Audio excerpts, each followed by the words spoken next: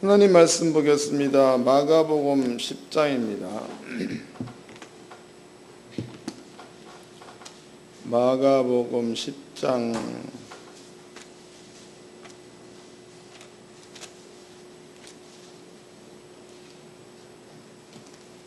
13절서부터 16절까지 마가복음 10장 13절로 16절까지 다 같이 한 목소리로 합독을 하도록 하겠습니다. 시작. 사람들이 예수의 만져주심을 바라고 어린아이들을 데리고 오매 저들이 꾸짖거늘 예수께서 보시고 부은히 여겨 이르시되 어린아이들은 내게 오는 것을 용납하고 금하지 말라. 하나님의 나라가 이런 자의 것이라.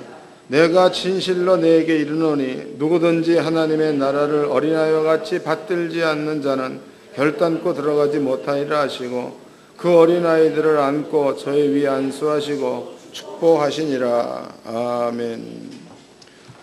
여러분께 오늘 들려드릴 말씀의 제목은요, 보시고 부은히 여겨입니다. 보시고 부은히 여겨. 여러분들은요, 이 말씀을 잘 좀 이해하시고 어린아이와 같은 자가 되기를 바랍니다. 지금 여기 보니까 이제 상황이 그런 거예요. 예수님께서 땅에 오셔가지고 예수님이 만들어 놓으신 기적 같은 일들은 엄청나게 많습니다. 성경에 보니까 나사로 죽었던 자지요. 예수님께서 살리셨습니다. 그리고 막달라 마리아, 그 여자는요, 귀신이 7이나 들어갔었죠. 근데 그 귀신을 내쫓아가지고 구원해 주신, 그 다음에 예수님께서 거라사인 지방입니다. 청년이야. 그 청년에게도 귀신을 내쫓았더니 정신병 들린 자가 정상으로 돌아왔지요. 또 예수님께서 베데스다 연못에 가가지고 38년 동안 아파 있었던 이 사람도 예수께서 구원해 주셨습니다. 때문에 예수님께서 30세에 공생애를 시작하셔가지고 33세에 십자가에 달려 들어가셨죠. 이 3년 동안에 예수가 이 세상에서 이루어내신 기적 같은 일입니다. 그 일들은 한두가 아니고 엄청나게 많다는 거죠. 마가복음을 접어놓으시고 요한복음 봅시다. 요한복음, 주님께서 하신 일이에요. 요한복음 마지막 장입니다. 요한복음 21장 24절서부터 읽어드리겠습니다. 요한복음 21장 24절. 이 일을 증거하고 그 일을 기록한 제자가 이 사람이라. 우리는 그의 증거가 참인 줄 아노라. 25절. 예수의 행하신 일이 이 외에도 많으니 만일 낱낱이 기록된다면 이 세상이라도 이 기록한 책을 두기에 부족할 줄 아노라. 그랬으니까 주님이 하신 일들이 엄청나게 많다는 거죠. 그래서 그것을 책으로 전부 다 기록한다면 이 세상이라도 둘 수 없을 만큼 많은 기적을 행하셨다, 이렇게 표현하고 있습니다. 그럼 주님께서 이런 그 엄청난 일들을 많이 하신 그 일들이 이스라엘 땅의 소문이에요. 소문. 소문은 어른도 듣고 아이도 듣고 노인도 듣지요. 그 소문으로 인해서 예수의 주변에는 항상 사람들이 많이 있었다, 이 말이에요. 그런데 이제 어린아이야. 어린아이, 우리 교회도 어린아이들이 꽤 있죠. 꽤 있다고, 어린아이. 그런데 어른들은 어린아이를 무시합니다. 예수님의 주변에 제자들이 쭉 있죠, 이렇게. 여러분들 이거 정신 차리고 잘 들어야 돼. 쭉 있다고. 그런데 이제 어린아이가 예수님을 보려고 파고 들어가니까 여기에 있던 그 어른들이 어린아이를 보고 뭐라고 나무랬죠. 야, 여기는 네가 올 자리가 아니다, 나무랬다고. 그때 예수님께서 그렇게 나무라는 모습을 보고 분이 여겨. 다시 읽어보자고. 이제 마가복음 10장입니다. 마가복음 10장 13절서부터 읽어드리겠습니다. 사람들이 예수의 만져주심을 바라고 어린아이들을 데리고 오매 제자들이 꾸짖거늘 예수께서 보시고 분이 여겨 이르되 어린아이들이 내게 오는 것을 용납하고 금하지 말라. 하나님의 나라가 이런 자의 것이라 해서 그 예수가 보고 분이 여긴 자들은 일반인들이야 예수의 제자들이에요. 제자들. 예수께서 분이 여겼다. 그 얘기는 일반인들보다는 예수의 주변에서 예수 사랑을 받는 이런 그 제자들을 향해 예수께서 분이 여겼다. 이렇게 나와 있습니다. 그 다음에 쓰는 말이 더 재미있죠. 너희가 어린아이와 같이 되지 않고서는 결단코 천국 갈 수가 없다. 너무 재미있는 말이에요. 읽어드리겠습니다. 14절 예수께서 보시고 분이 여겨 이르시되 어린아이들은 내게로 오는 것을 용납하고 금하지 말라. 하나님의 나라가 이런 자의 것이라. 내가 진실로 너에게 이르노니 누구든지 하나님의 나라를 어린아이와 같이 받들지 않고는 결단코 들어가지 못하리라 하시고 해서 여기에 쓴 단어가 너무 재미있죠. 결단코. 이 결단코란 그 말은 어찌 보면 하나님의 이름을 걸고 맹세하야가 들어가 있는 거다. 일반인들이 결단코 그 말도 권위가 있는 건데요. 예수님께서 결단코 그 얘기는 하나님의 이름을 걸고 맹세하기를 못 간다 이런 뜻이다고. 무서운 이야기죠. 그럼 여기서 이제 예수님께서 분이 여겼다 해서 예수가 분이 여긴 대상이 누구냐? 제자라는 게 문제가 있다. 이 부분들을 여러분께 오늘 풀어보도록 합시다. 잘 깨달으시기 바랍니다. 그러면 이제 어린아이 같은 자는 누구인가? 이걸 한번 살펴보도록 하자고. 물론 성경에서는요, 어린아이 그러면은 이러한 자들을 어린아이 이렇게 얘기를 한 겁니다. 성경에서. 그런데 이제 너희가 어린아이 같이 되지 않고서는 그랬으니까 여기는 예수님께서 무슨 뜻을 뒀다는 거죠. 그럼 너희 그러면은 베드로의 나이가 아마 45세 이렇게 얘기하죠. 그럼 이제 어린이 그러면은 대략적으로다가 한 초등학교 7살서부터 한 12살이나 14살 초등학교 6학년 요때를 이제 어린아이라고 얘기한다고. 어린아이. 그러면 45세 가까이 된 제자들을 향하여 너희가 7세에서 14세까지 된 아이들을 보고 얘기하기를 너희가 어린아이 같이 되지 않고서는 결단코 하늘나라 갈 수 없다 그랬으니까 여기에는 뭔가가 예수님께서 숨겨놓은 의도가 들어가 있다는 거다. 의도. 이거를 찾아보도록 하자고. 그러니까 어린아이라는 것은 나이가 어린아이다 라기보다도 어떠한 마음을 가지고 있느냐에 따라서 어린아이다 어른이다가 구분된다는 거죠. 그런 뜻입니다. 그럼 성경에서 이러한 마음 가진 자 혹은 예수께서 인정해 줄 만한 자 그런 사람의 예를 한번 들어보도록 하자고. 성경에서 우리가 이제 너무나 잘 알듯이 아브라함도 있죠. 아브라함. 또 아브라함의 그 후손 가운데서 다윗도 있습니다. 다윗. 그런데 아브라함은 상당히 하나님을 점잖하게 믿은 양반, 다윗은 조금 방정맞게 믿은 사람이라고. 그런데 이제 아브라함을 통해서는 어린아이다 어른이다를 분별이 잘 안 돼. 그러나 다윗을 통해서는 그 행위에서 확실하게 분별이 됩니다. 그건 다윗이라는 자에 대한 이야기를 한 두세 군데를 성경적으로 찾아보도록 합시다. 성경적으로. 사무엘하 5장입니다. 사무엘하 5장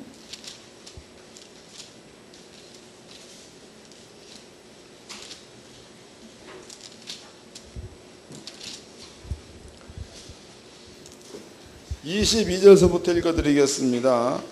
사무엘하 5장 22절.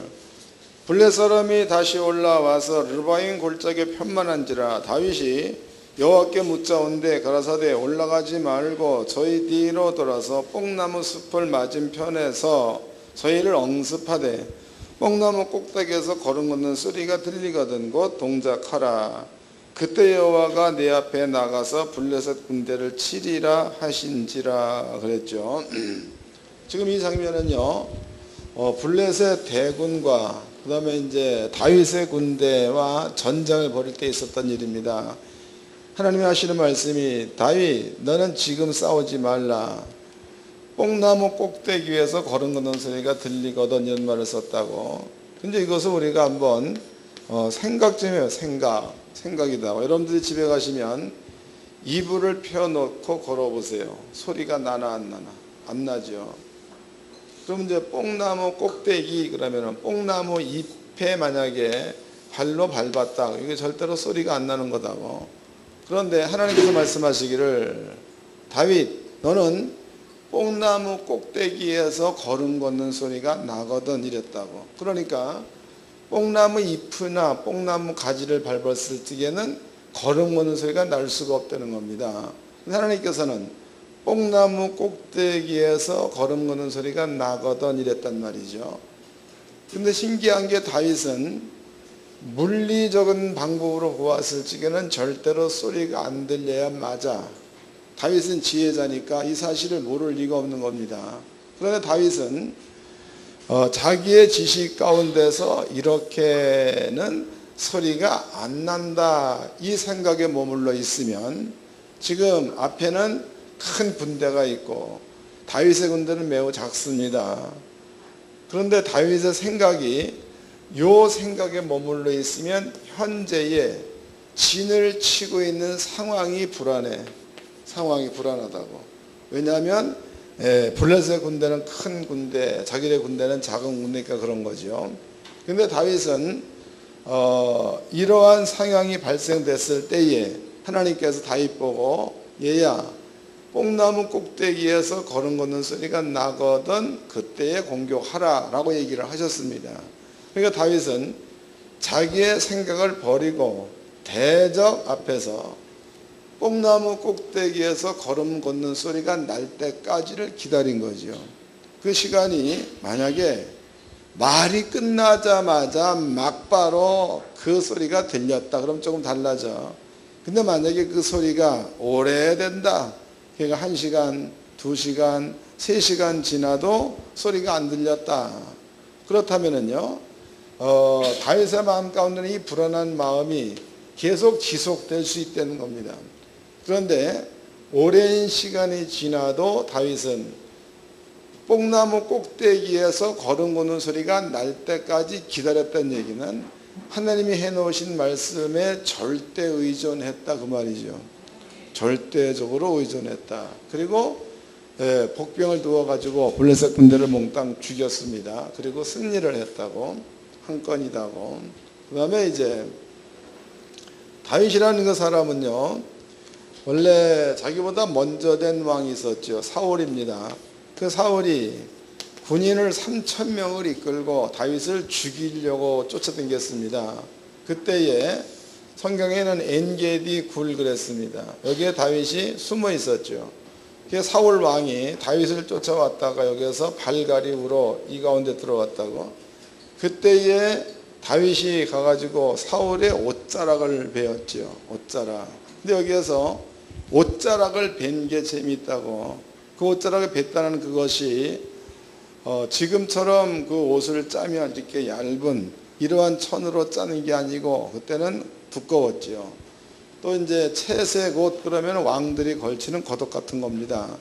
그런 옷은 덮고 잘 수 있을 만큼 따뜻한 옷이면서도 상당히 질긴 거죠.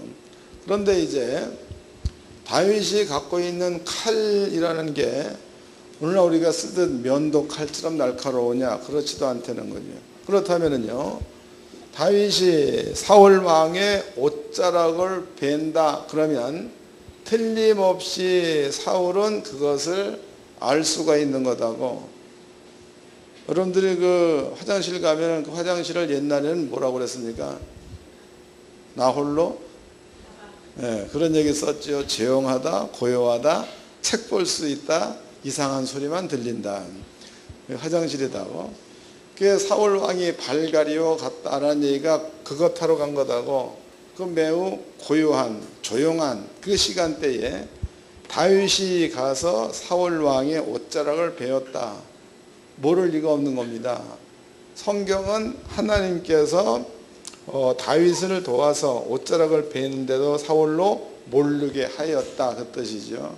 그럼 여기에도 다윗은 하나님의 구원을 본 거, 블레셋 군대와 싸워 이길 때에도 하나님의 구원을 본 거 때문에 다윗은 자기가 왕 위에 올라서 이스라엘 민족을 다스릴 때에 그 하나님의 구원을 수시로 본 자여 경험한 자다고. 그런데 이제 다윗이 한날은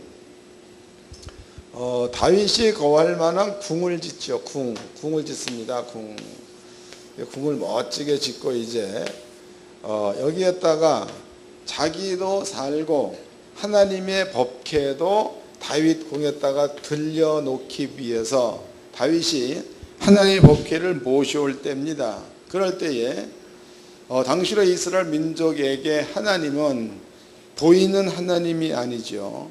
그래서 성경은 법궤입니다. 법궤. 이 법궤 위에 여기에서 너와 내가 만나자 그랬으니까 하나님의 법궤를 당시로 이스라엘 민족은 하나님으로 알았다는 거죠. 찾아보도록 하겠습니다. 출애굽기 25장입니다. 출애굽기 25장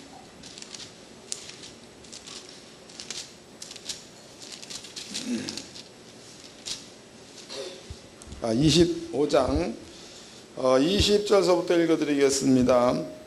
구럭들은 그 날개를 높이 펴서 그 날개로 속죄소를 덮으며 그 얼굴을 서로 대하여 속죄소를 향하게 하고 속죄소를 궤 위에 얹고 내가 내게 줄 증거판을 궤 속에 넣으라.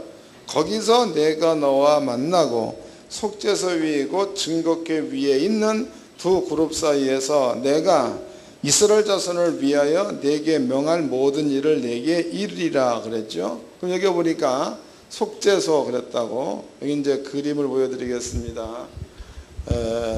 이겁니다. 이거 여기에 이제 천사가 있죠. 그 다음에 뚜껑이 있죠. 여기는 법궤가 있다고. 이 법궤 안에는 하나님의 십계명, 모세가 시내산에서 받은 거 계명을 이 안에 넣어 놓았습니다.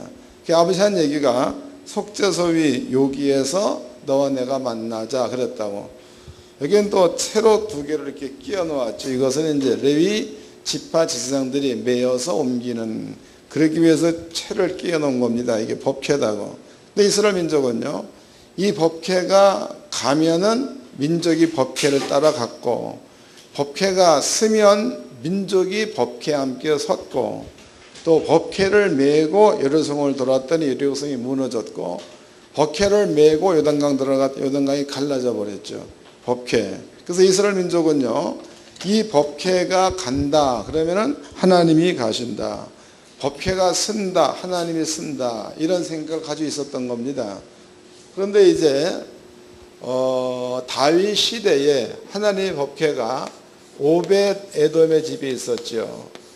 오벳 에돔의 집에 하나님께서 복을 주었다라는 소문을 듣고 다윗이 하나님의 법궤를 내가 이제 오벳 에돔의 집에서 자기가 세우는 궁궐 이뤘다가 옮겨와야 되겠다 이래가지고 레위 지파를 동원시켜서 여호와의 법궤를 메고 이제 자기의 궁궐로 법궤를 모셔오는 그러한 예식을 치르고 있었다 그 말이에요. 그러면 다윗의 마음이야. 그건 다윗의 마음에서는 하나님의 법궤가 다윗성에 들어올 때에 법궤가 들어온다고 믿은 겁니까? 하나님이 들어온다고 믿은 거예요. 하나님이 들어온다고 믿었다. 그런데 그 하나님은 아까 설명해 드렸듯이 블레셋을 이기게 한 하나님, 또 사울의 칼날을 피하게 한 하나님, 그리고 또 여러 가지 사건에서 다윗한테 계속적으로 구원을 눈으로 볼 수 있게끔 해주신 하나님, 그 하나님이 지금 이제 다윗성으로 들어오는 겁니다. 그러니까 다윗은 그 마음에서 다른 생각이 전혀 없고 그 하나님이 다윗성으로 들어오는 것에 대해서 다윗은 기뻤던 거죠. 그래가지고 하나님의 법궤 앞에서 다윗이 춤을 추고 뛰어놀았다고 그 모습을 보았던 미갈이야. 미갈. 그 미갈이 자기의 남편을 보고 얘기하죠. 당신의 왕의 신복의 계집종에게 이랬단 말이죠.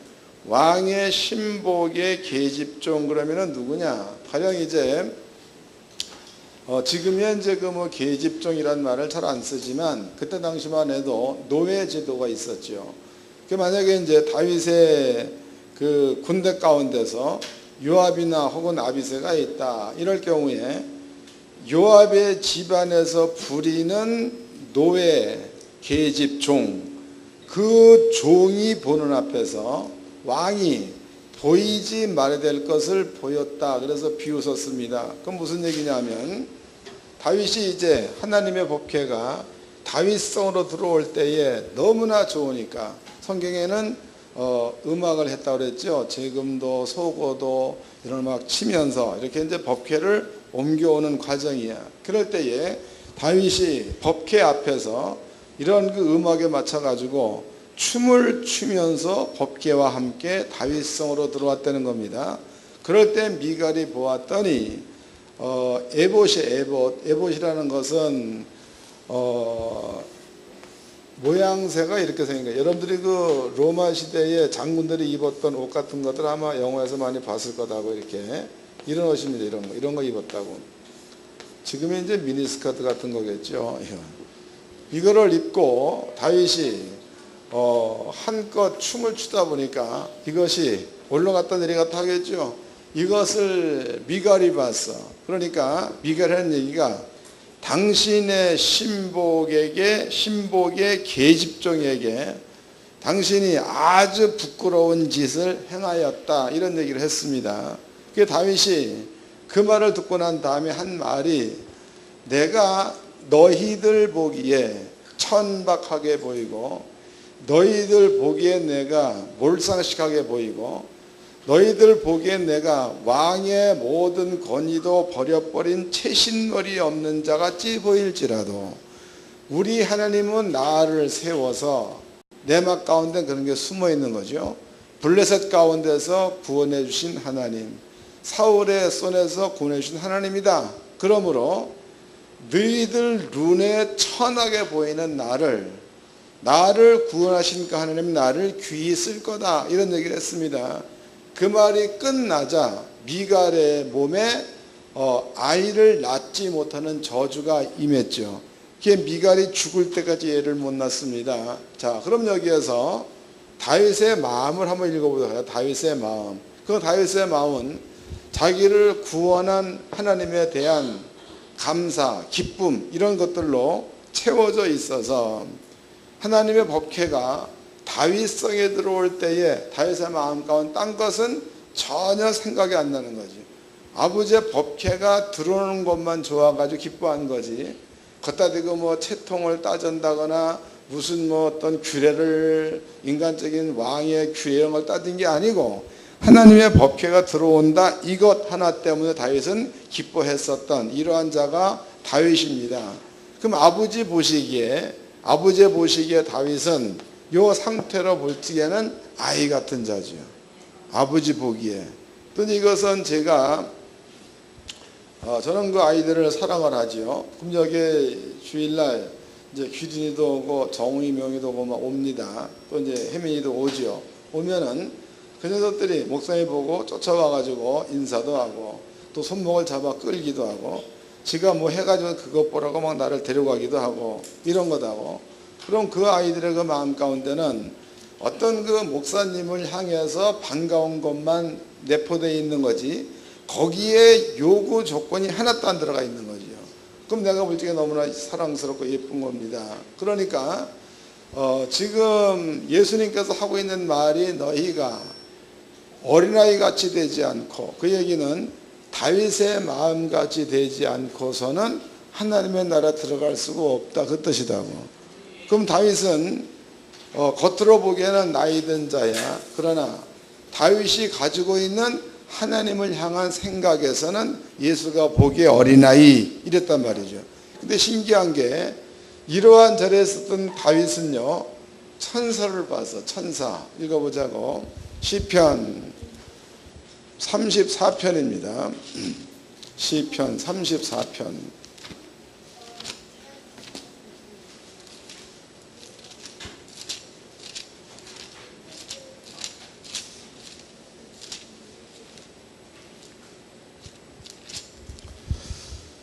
이것은 다윗이 지은 시입니다. 4절서부터 읽어드리겠습니다. 4절. 여호와께 구하매 내게 응답하시고 내 모든 두려움에서 나를 건지셨도다. 저희가 주를 앙망하고 광채를 입었으니 그 얼굴이 영영이 부끄럽지 아니하리로다. 이 곤고한 자가 부르짖음에 여호와께서 들으시고 그 모든 환난에서 구원하셨도다. 여호와의 사자가, 그러면 천사를 얘기하죠. 여호와의 사자가 주를 경외하는 자를 둘러 진치고 저희를 건지시는도다 그랬죠. 하나님의 사자들이 하나님을 경외하는 자, 혹은 어린아이 같은 다윗, 이 주변에서 다윗을 둘러 진치고 위경에서 다윗을 건졌다, 이런 말을 썼습니다. 그렇다면은요, 예수님께서 얘기하실 때에 너희가 어린아이 같이 되지 않고서는 하나님 나라 들어갈 수가 없다 이랬다고. 어린아이처럼 되지 않고서는. 재미있는 거죠. 한 가지 또 제자들에 관한 얘기를 해보자고. 제자들에 관한 이야기. 예수님께서 이제 밤에 기도를 마치고 풍랑이 있는 갈릴리 호수 위를 걷고 있었다고, 이렇게 걷고 있었죠. 그럴 때에 제자들이 배 위에 배 타고 있다가 예수가 물 위로 걸어온 모습을 보고 유령이다 혹은 귀신이다 두려워 떨었습니다. 그럴 때에 예수님께서 배에 있는 베드로를 향해서 베드로야 물 위로 걸어오라 이랬단 말이죠. 물 위로 걸어오라. 그러니까 베드로가 그 말을 듣자마자 물속에 뛰어들었다는 겁니다. 여기에서 생각해 보자고. 여러분들 풍랑이 인다, 이 말은 재미있는 말입니다. 저는 가끔 배를 타고 먼 바다에 가서 낚시를 하고 그러죠.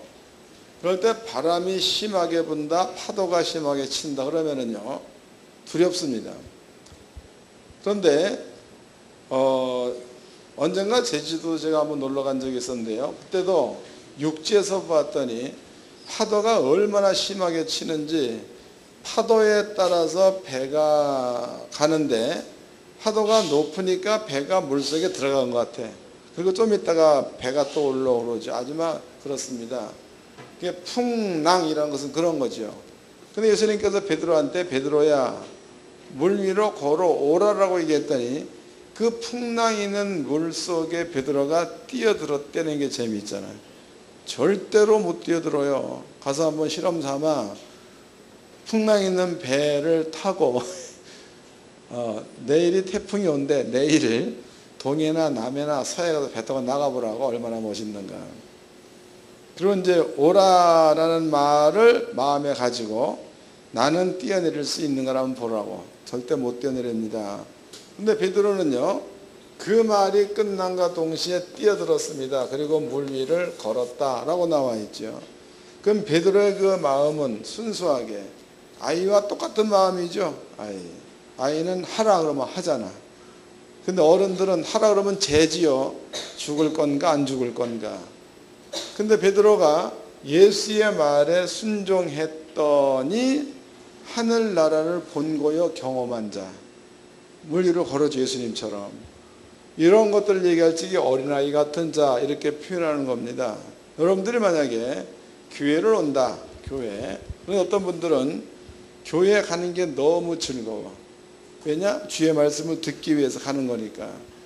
어떤 분들은 무슨 행사처럼 여겨. 주일에 한 번.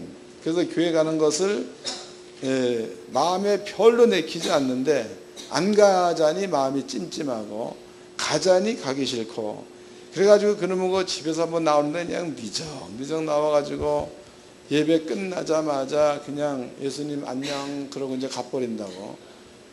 그러면 그러한 자의 마음과 하나님의 말씀을 듣기 위해서 기쁨으로 온 마음과 두 가지를 비교해 봤을 때에 어린아이 같은 마음은 어떤 마음이 되는 거예요?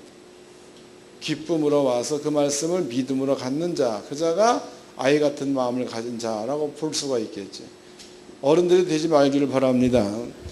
예수님께서는 이제 말씀하시기를 너희가 어린아이처럼 되지 않고서는 결단코 하나님의 나라를 볼 수가 없다는 말을 썼습니다. 근데 여기에서 죽어서 날아간다, 그 얘기는 난 원치 않습니다. 여러분들은 만약에 베드로 신비스러운 일을 경험을 했다.